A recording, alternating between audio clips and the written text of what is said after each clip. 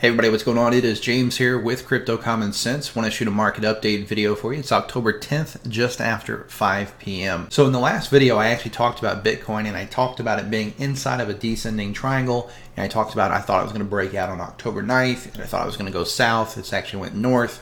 So what we're going to do in today's video is first, we're going to talk a little bit about Bitcoin. We're going to talk a little bit about the market itself and what I think is getting ready to come next. And then I'm actually going to go into a little bit of a trade lesson because the last video I did a couple of days ago, people seem to like that whole teaching trading, not just doing analysis. So I'll teach you a little bit about trading in this video as well.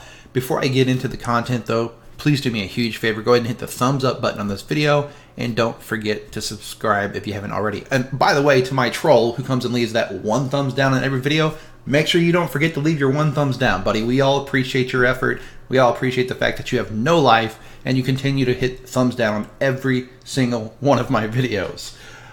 Okay, so let's jump into Bitcoin. So guys, like I said, in the last video, I thought it was going to break out on October 9th. It did. I thought it was going down. It went up. So I want to talk about that a little bit because some people on Twitter, no one said anything to me personally, but on Twitter I keep seeing this like theme where the bulls are laughing at the bears, like, you know, basically, haha, you know, you got wrecked, you're getting wrecked, keep shorting it, dumb bears, keep shorting it, right? All this nonsense.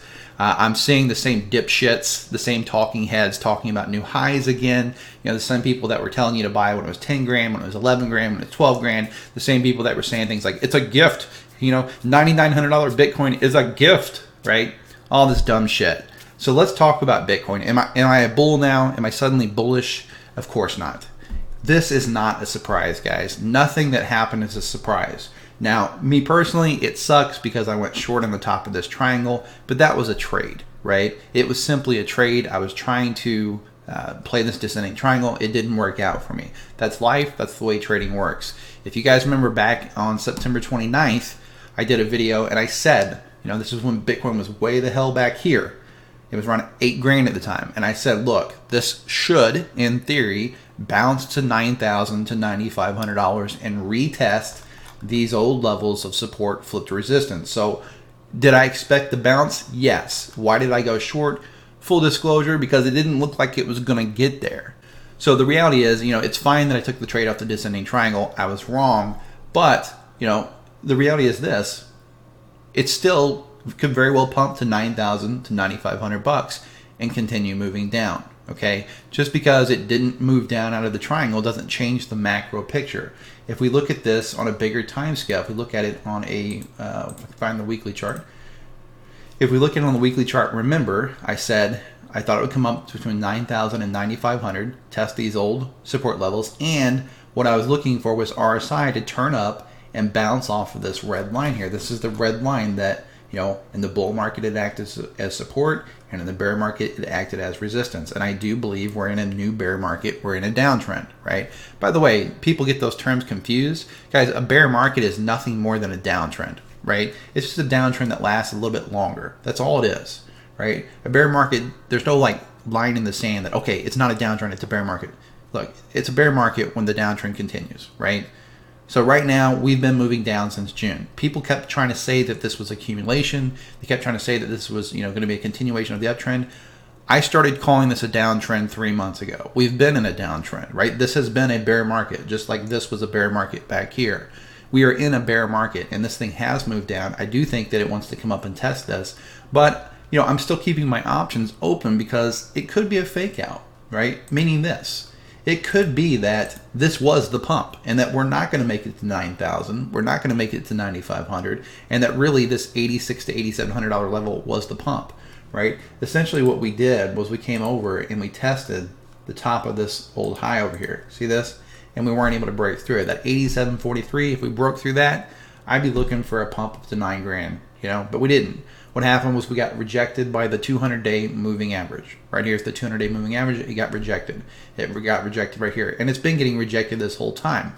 That being said, remember, in my opinion, the more times a line of resistance or a line of support gets tested, the weaker it gets, the more likely it is to break through. This is a daily candle. The daily closes in less than 2 hours. And this thing didn't bounce off of that and get sent back packing. It bounced off that and it's sitting right there as a spinning top. So it's entirely possible that we are going to bust through that and move all the way up to test the 50, which is up here around 9,500 bucks. Okay. So the other thing that I'm seeing people talk about is I'm seeing people talk about this death cross. The death cross is when the 50 moving average crosses the 200 moving average in a downward motion. So the orange line is the 50, the blue line is the 200. Guys, they're really far apart. People are saying, oh, they're getting close, they're getting close. That's not close at all, right? That blue line is sitting around $8,633. That orange line is sitting way the hell up around $9,500. That's an $800 gap. That's not close, okay? I'm not saying it's not going to cross eventually, but it's not worth talking about right now. You know, I mean, if it was like right here, you know, right here, sure. That's way too far apart. Too many things could happen. That can change drastically. So I'm not worried about that death cross at all. The only thing that I'm watching for is this retest. If we go over to, I posted this chart over on Twitter the other day, pointing this out when the bears were, you know, being made fun of for being bearish. Back on August 8th, I actually posted this chart in TradingView, right? And this actually called for a drop down to 7,682 bucks. Guys, if you look at the chart, we dropped down to $7,701 on Coinbase, and we dropped down to right around 76.80 on BitMEX. Okay, so this was about as perfect as you could possibly get on the price action. I mentioned when I posted this on TradingView that, you know, the scale was off, that it wasn't drawn to scale in the timeline. So yeah, the timeline's not perfect, but the drop was very easy to see coming, right? Now I could have been wrong, but the drop down to 7,700 bucks, that was expected. The bounce, it was expected. So, you know, this idea that, oh my God, the drop is over, the correction is over, and we're heading back up. No, this doesn't look like anything more than a dead cat bounce, right? Now on this chart, I had drawn it to where it bounced to 9,500, and then it went down a leg lower to around $5,000. Maybe that happens, maybe it doesn't, I don't know. But that's still what I'm waiting for.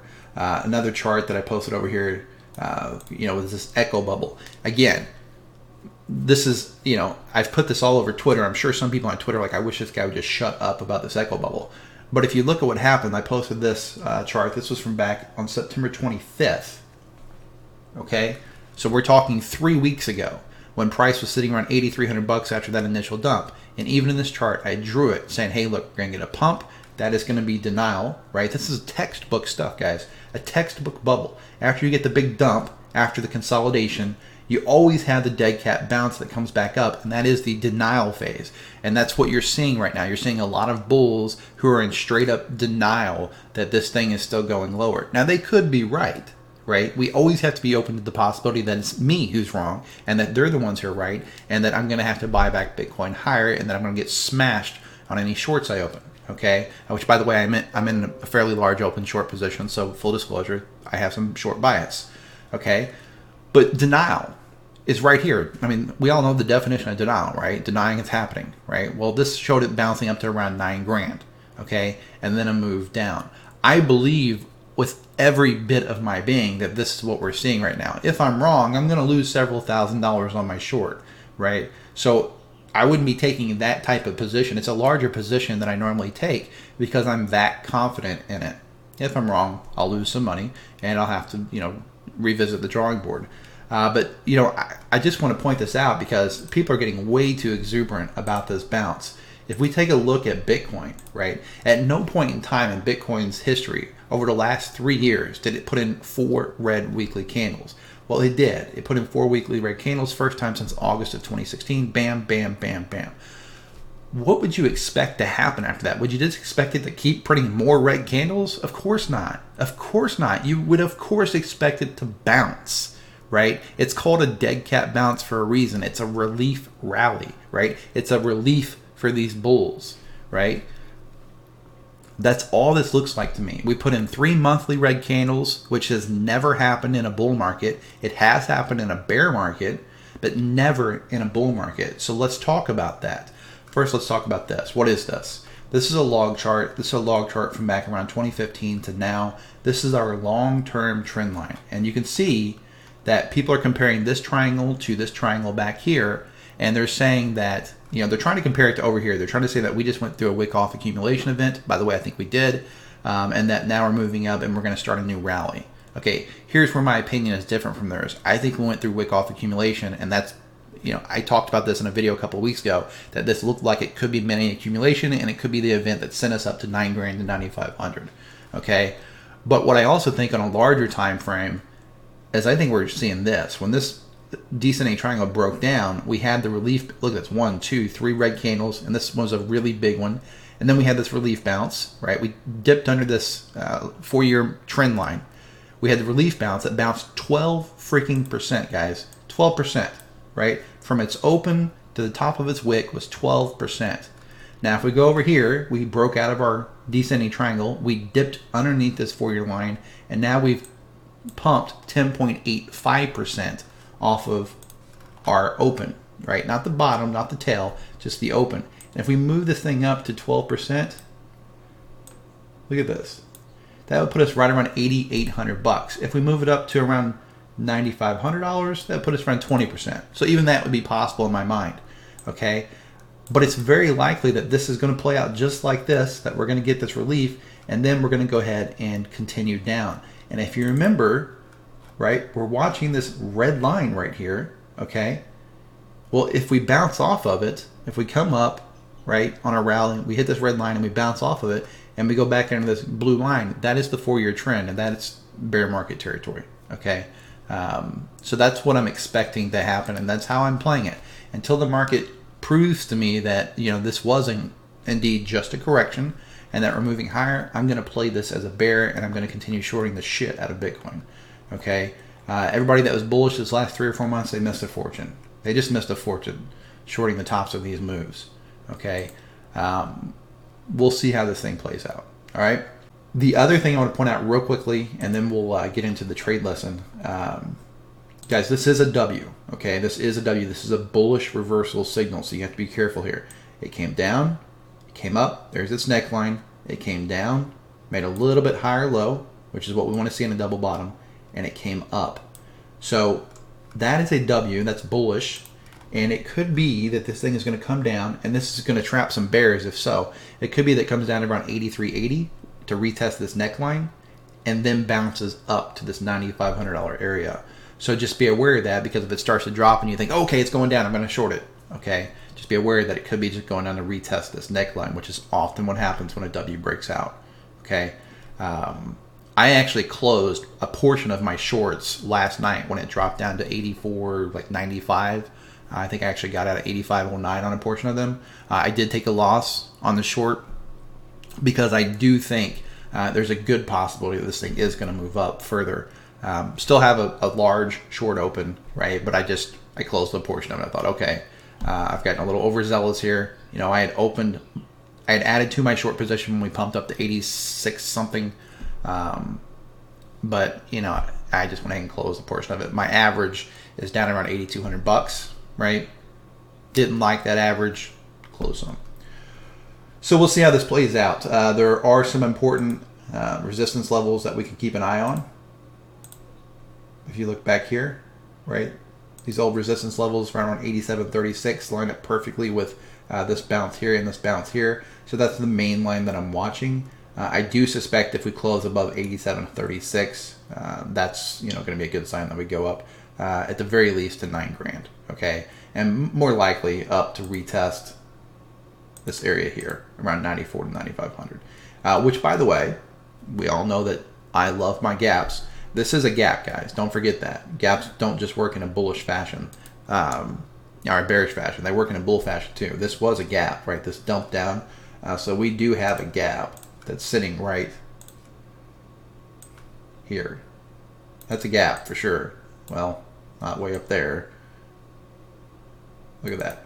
That's a huge gap. So it could be that it comes in and fills that gap, right? Which will put it up all the way to around 9,600 or so. So it's not a fun time to be short. I'm just going to be honest, right? So if you're not short, think long and hard about going short. Maybe let this thing play out and see what happens. So let's talk about trading lessons today. Somebody asked me in a previous video if I could show you guys how to open a short. Apparently a lot of people don't actually know how to open a short. So I'm going to do that real quickly. And I can't go into great detail because I've got to show my account on this.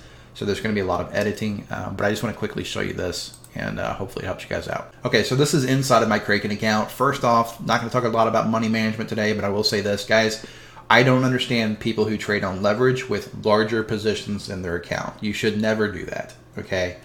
Proper risk management says you should never risk more than 1 to 5% of your entire account in any one trade. So if you have, for example, a $5,000 account and you're trading on leverage, doing a $10,000, $20,000, $30,000 trade, that's crazy, okay?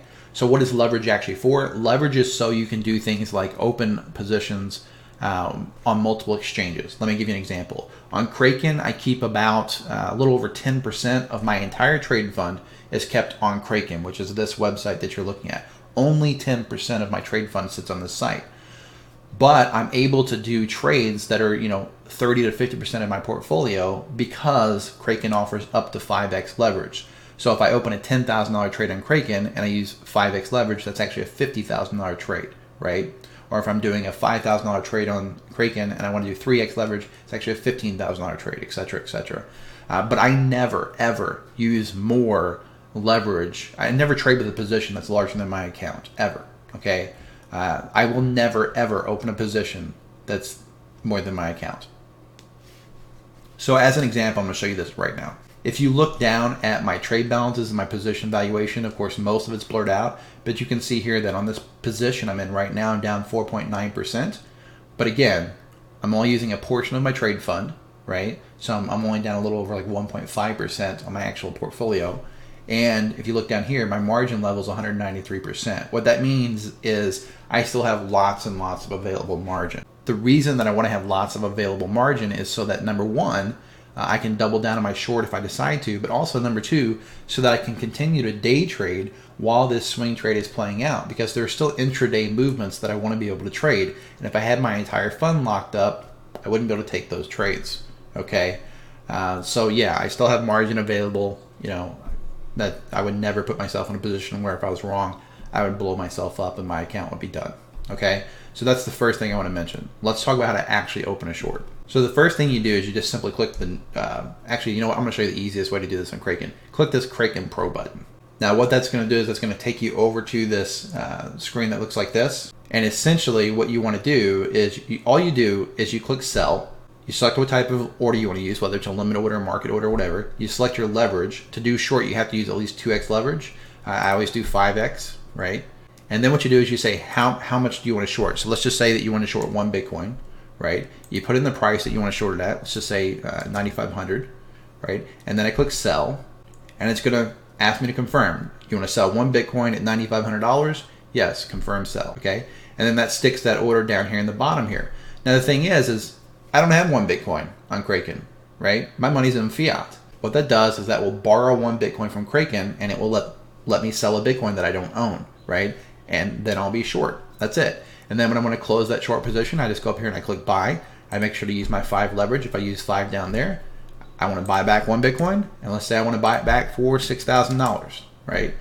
Okay, so make sure I click buy, limit 5, 1 Bitcoin, $6,000, buy, confirm, boom.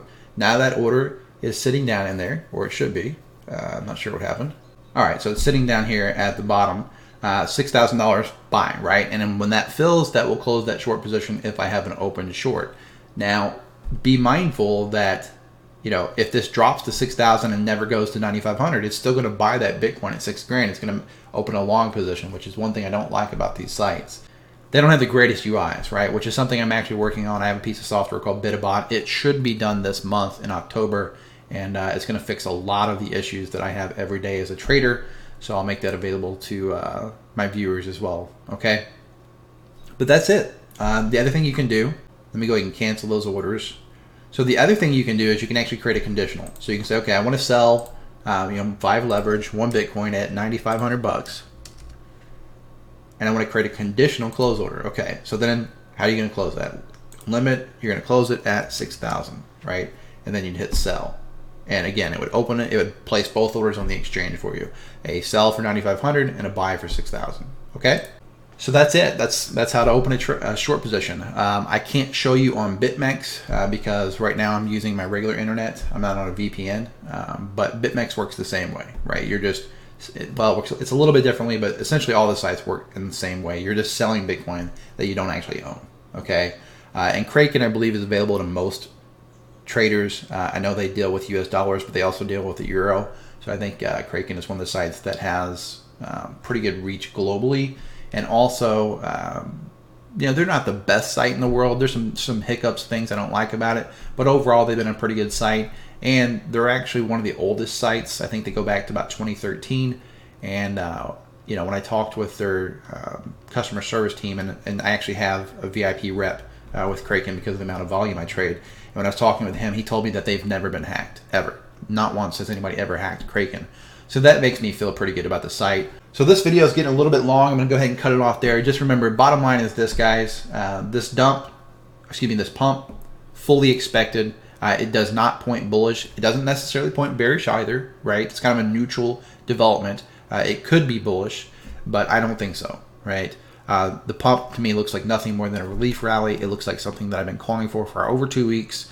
It could go higher. It could go to 9 grand, even 9,500, and still be nothing more than a dead cat bounce and a downtrending market. My recommendation is keep a close eye on that red line, the RSI, on the weekly chart. This one down here, right? Watch what happens there. Also watch how this acts. If it gets up to 9,500, does it break through really strong? If we break through 9,500 on a strong move, close above 9,500, and we close above this red line, I would be tempted to say that this was our correction. Okay. If, however, we get rejected, I would stick with my analysis that this is probably a dead cat bounce inside of a bear market, and that we are going much lower to fill in these old gaps down around $4,000 or so. Okay. With all that being said, please remember, I am literally some guy sitting in a spare bedroom. Nothing in this video is financial advice or trade advice. You should always do your own due diligence and seek out professional investment advice before making any type of investment. If you enjoyed the video, please be sure and give it a thumbs up and subscribe to the channel. And don't forget, you can check the description for links where you can follow me on TradingView, Twitter, and also where you can join my free Facebook group. This is James with Crypto Common Sense. Trade safe.